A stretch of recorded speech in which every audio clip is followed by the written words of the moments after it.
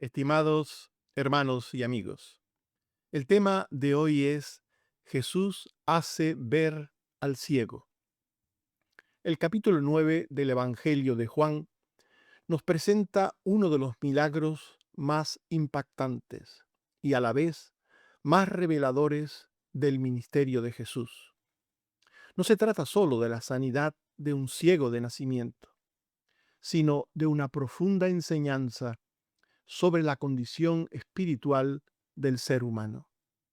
Mientras un hombre que nunca vio la luz recibe vista, otros que creen ver quedan expuestos en su ceguera.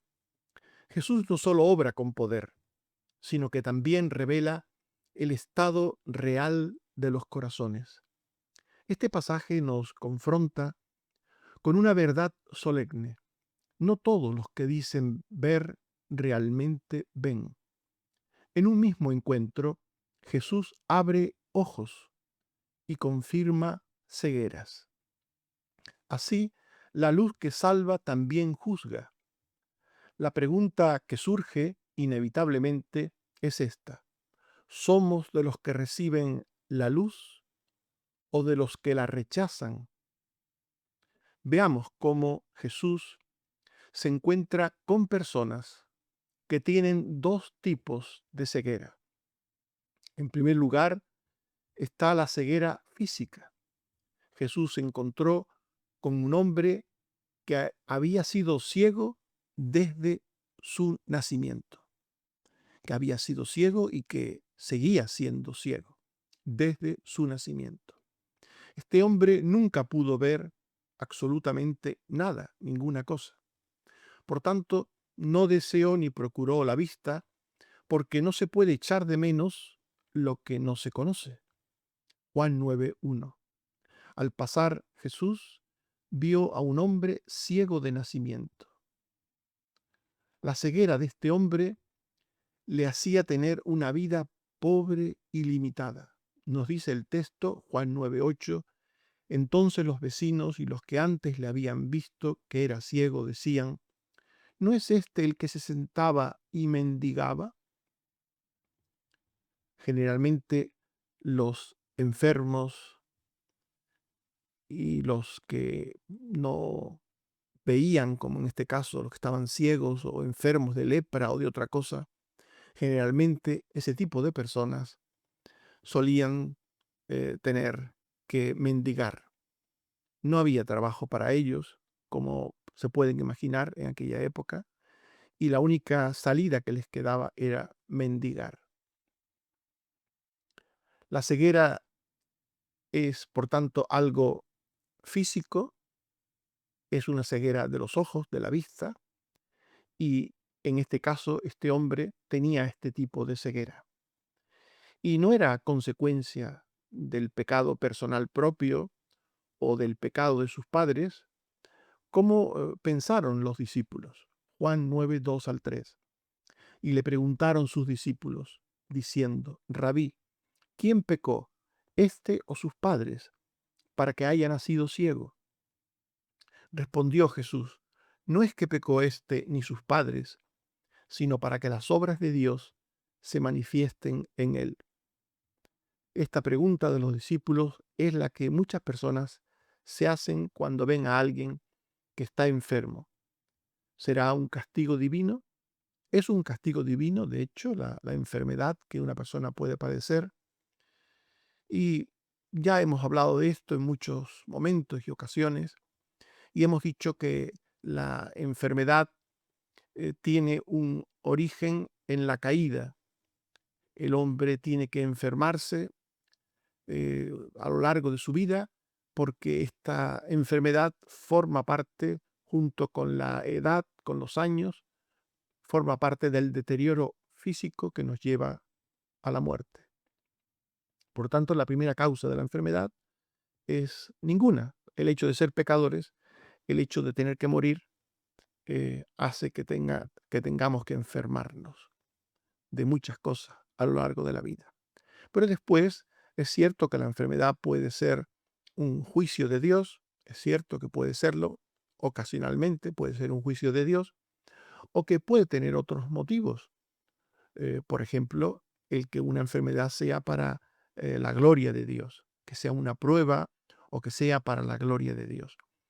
En este caso de este hombre, la enfermedad que padecía era para que la obra de Dios a través del Mesías fuese de testimonio de lo que el Mesías es y puede hacer, y como consecuencia de ello, fuese también para la gloria de Dios.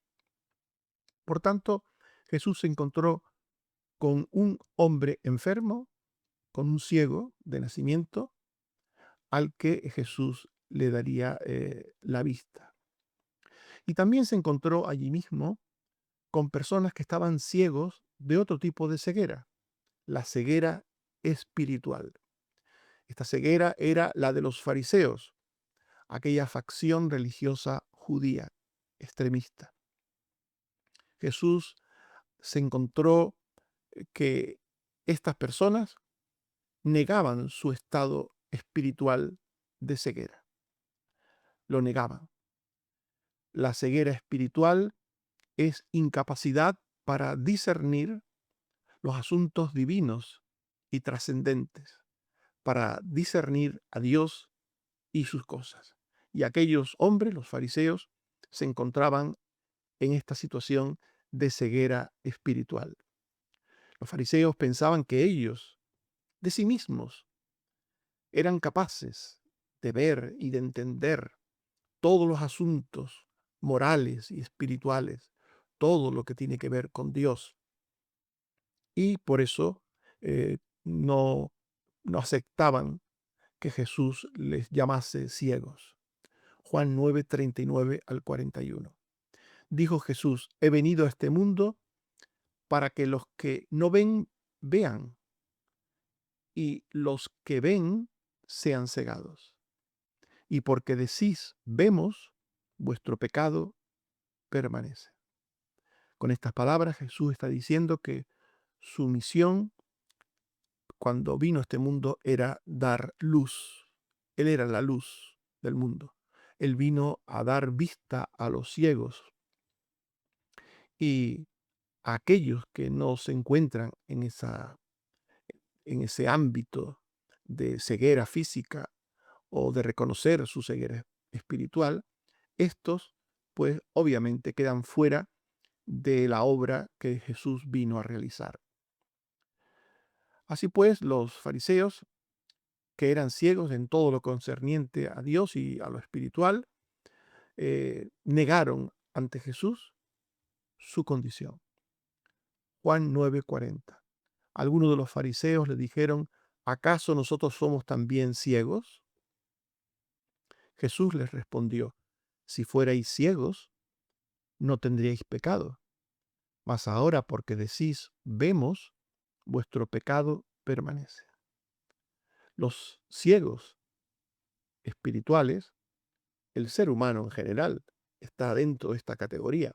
Obviamente, todos somos pecadores, todos somos ciegos como consecuencia del pecado para los asuntos divinos, trascendentes, los asuntos que tienen que ver con Dios. Pero los fariseos no creían que eran ciegos. Ellos pensaban que estaban en una situación de superioridad moral y espiritual porque eran discípulos de Moisés y porque Dios había hablado a través de Moisés, y ellos creían que esto les hacía ser videntes espiritualmente hablando. Juan 9, 28 al 29. Nosotros, discípulos de Moisés, somos. Nosotros sabemos que Dios ha hablado a Moisés, pero respecto a ese, no sabemos de dónde sea. Ellos decían creer en Moisés como profeta de Dios y en las cosas que Moisés había dicho, pero mm, olvidaban, olvidaban que Moisés había hablado del Mesías. Entre las muchas cosas que habló, también habló de la venida del Mesías. Por tanto, ellos sí se consideraban discípulos de Moisés y daban crédito a muchas cosas que Moisés dijo, pero a su manera, por cierto, no como Dios dice que hay que entender las cosas, pero al mismo tiempo que afirmaban que eran discípulos de Moisés y que creían en su palabra, al mismo tiempo no entendían lo referente al Mesías y por eso se encontraban rechazando al Mesías que Dios les envió. Juan 9, 22 al 24. Sus padres tenían miedo de los judíos, los padres del que había sido ciego y fue sanado, por cuanto habían acordado que si alguno confesase que Jesús era el Mesías, fuera expulsado de la sinagoga. Y los judíos decían: nosotros sabemos que ese hombre es pecador. Así pues, los fariseos no solo negaban a Jesús, sino que obligaban a la gente a rechazar a Jesús. Ellos no querían a Jesús y tampoco deseaban que los demás quisiesen a Jesús. Y por tanto perseguían a los que seguían a Jesús. Juan 9, 29 al 30 y 33. Pero respecto a ese, refiriéndose a Jesús, no sabemos de dónde sea ese. Qué forma tan despectiva de referirse a Jesús, ese. No sabemos de dónde sea ese. El hombre les dijo: pues esto es lo maravilloso, que vosotros no sepáis de dónde sea, y a mí me abrió los ojos. Si éste no viniera de Dios, nada podría hacer. Esa era la conclusión del ciego, del que había sido ciego. Y ante esto se les dirá que Jesús es la luz del mundo. Jesús es aquel que vino al mundo como luz para, desde la soberanía de Dios, dar vista al ciego. Juan 9, 5 y 39. Entre tanto que estoy en el mundo, luz soy del mundo. Para juicio he venido yo a este mundo, para que los que no ven, vean, y los que ven sean cegados. Aquí hay un juego de palabras, evidentemente, un uso simbólico, metafórico de las palabras. Los que no ven, los que están ciegos, sean físicamente o espiritualmente, para que los que no ven, vean, y los que ven, los que se considera que ven, que tienen capacidad moral y espiritual para discernir y entender la verdad, sean cegados. Aquí está la obra de Dios, pero también está una obra soberana de parte de Dios. Y Jesús dejó en su ceguera a aquellos ciegos espirituales que consideraban que veían de sí mismos. Los fariseos estaban tan ciegos, espiritualmente hablando, que muchas veces Jesús no tuvo más remedio que llamarles ciegos. En Mateo 23, 16 al 17, 19, 24, 26, Jesús una y otra vez les llamó así: ay de vosotros, guías ciegos, insensatos y ciegos, necios y ciegos, guías ciegos, fariseos ciegos.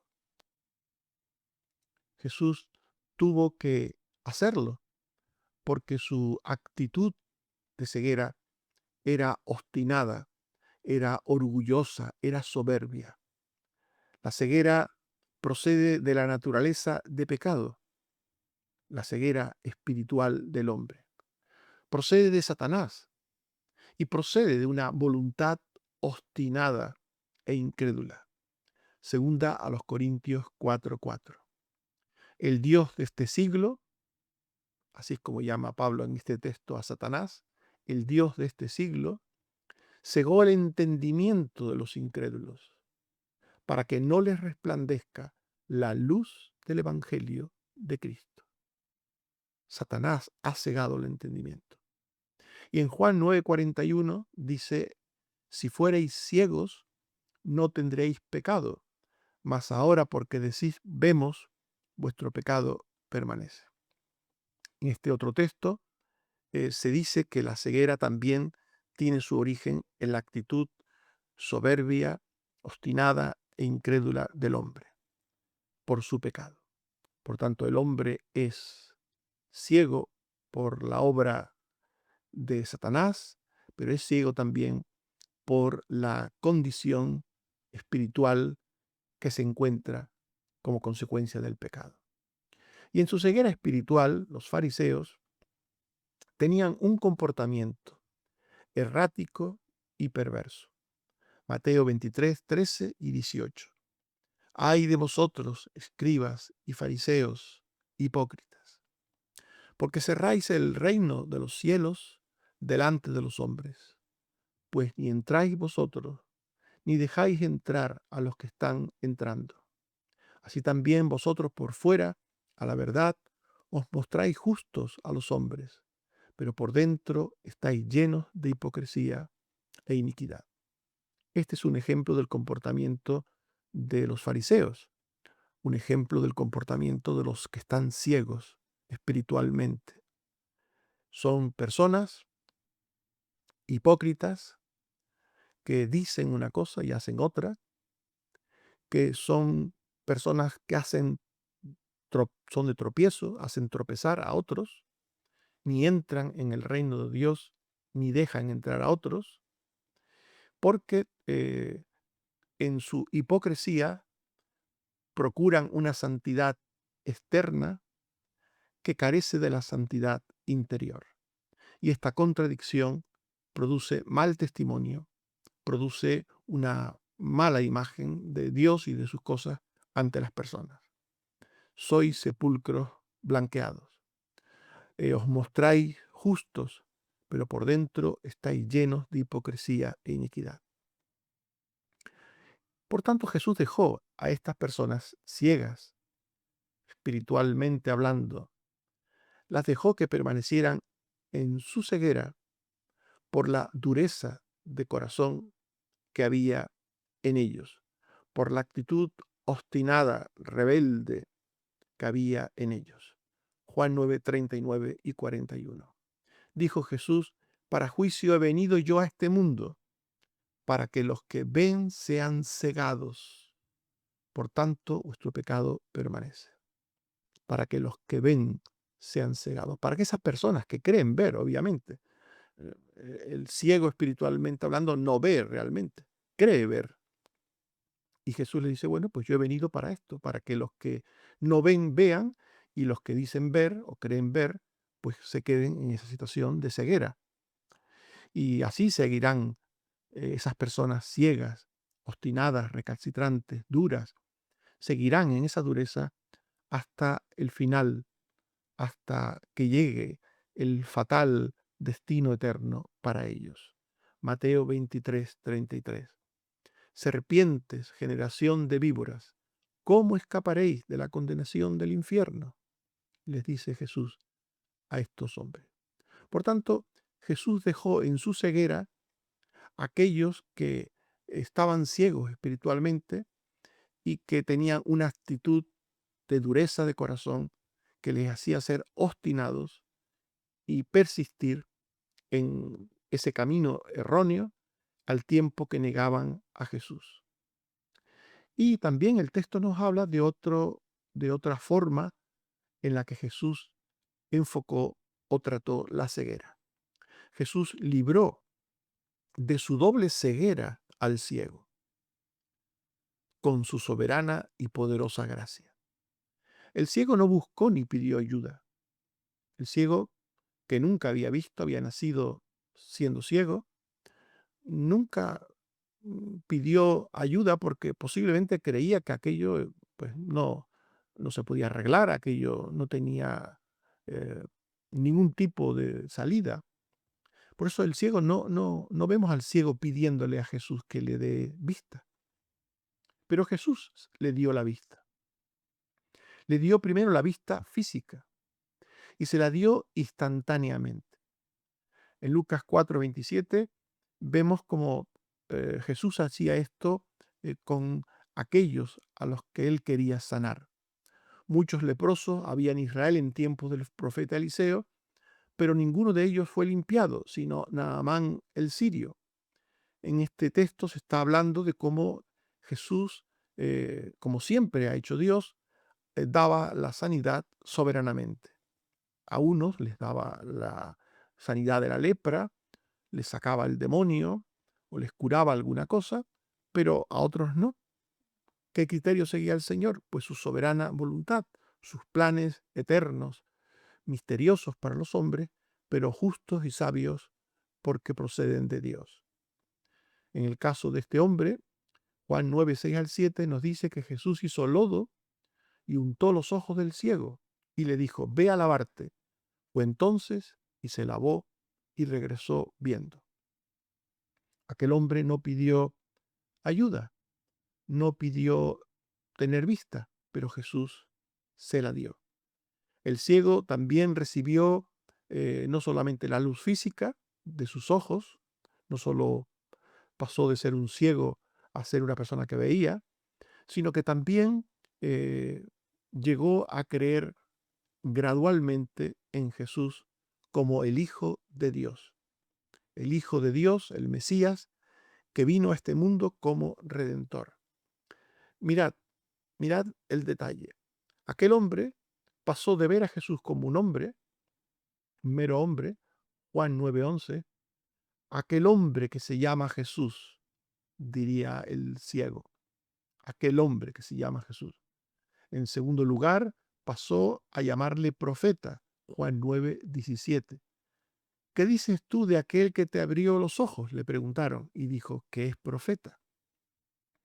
De verle como hombre, pasó a verle como profeta. Y en tercer lugar, pasó a decir, viene de Dios, Juan 9:33. Si éste no viniera de Dios, nada podría hacer. Viene de Dios. Y en cuarto y último lugar, pasó a creer que aquel que era profeta, que venía de Dios, era el Hijo de Dios. Juan 9:35 al 38. ¿Crees tú en el Hijo de Dios?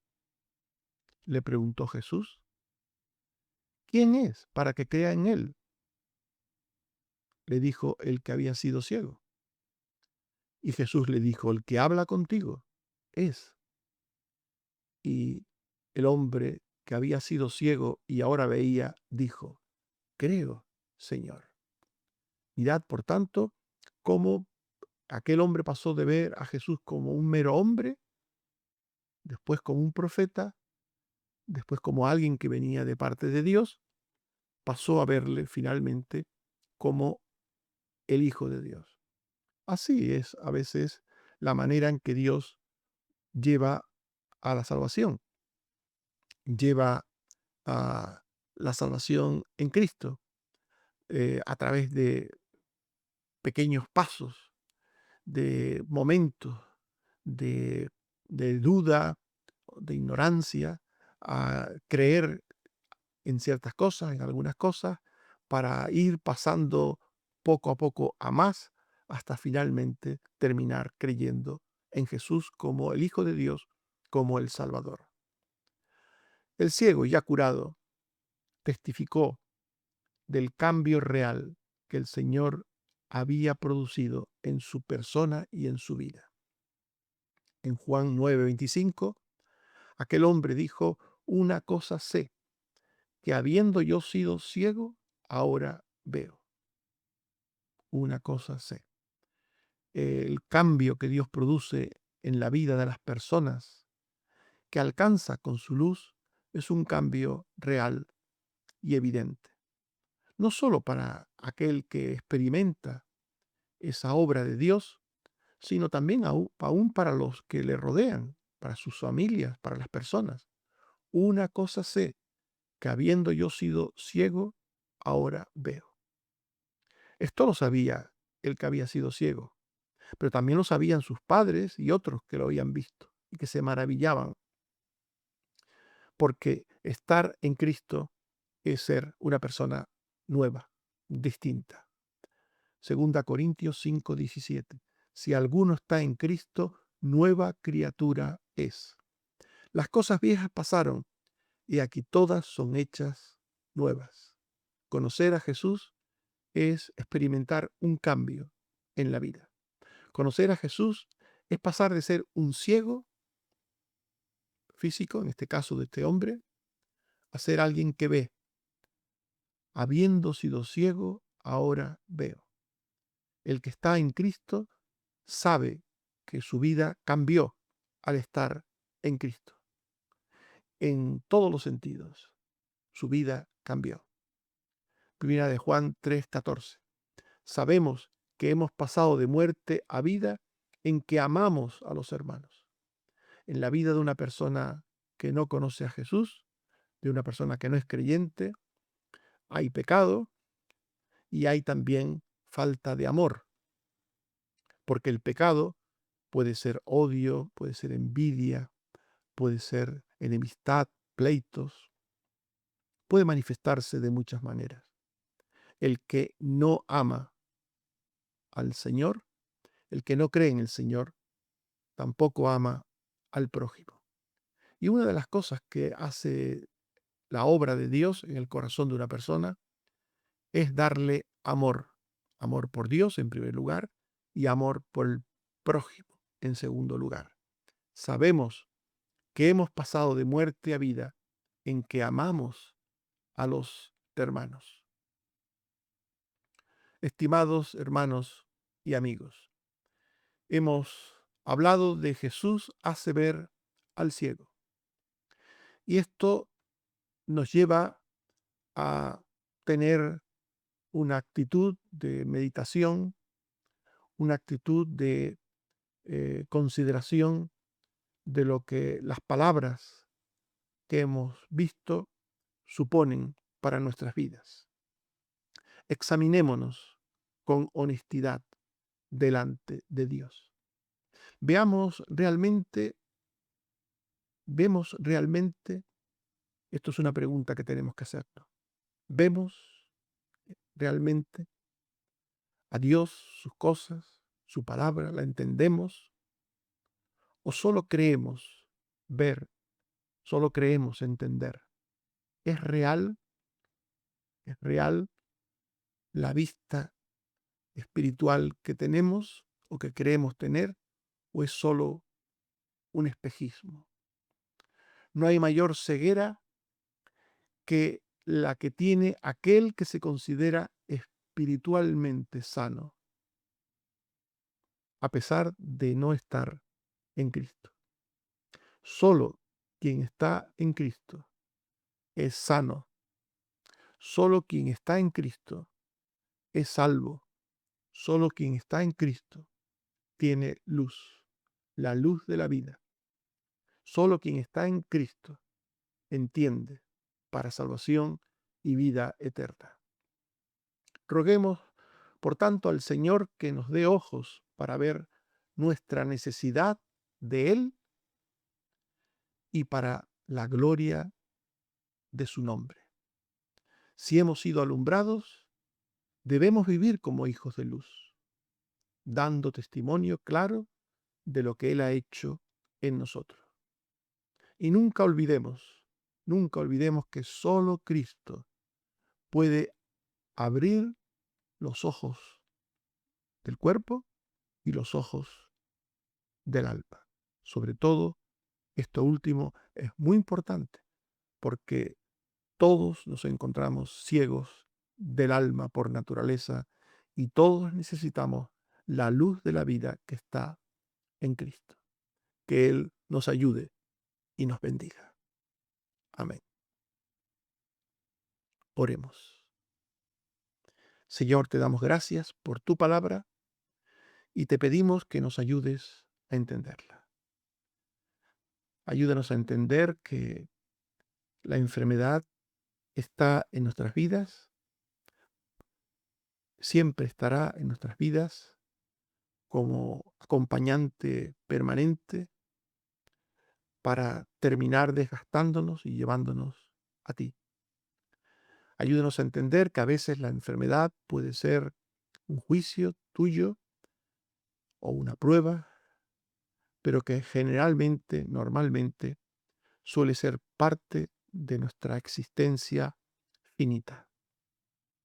Ayúdanos a entender que tu Hijo es la luz que tú enviaste al mundo para dar vista al ciego, físico o espiritual. Ayúdanos a entender todas estas cosas, a considerar a tu Hijo como aquel que abre los ojos del cuerpo, pero también que abre los ojos del alma. Ayúdanos, Señor, a creer en esto. Gracias una vez más por la salud, por los cuidados que estás teniendo con los enfermos, con los distintos enfermos.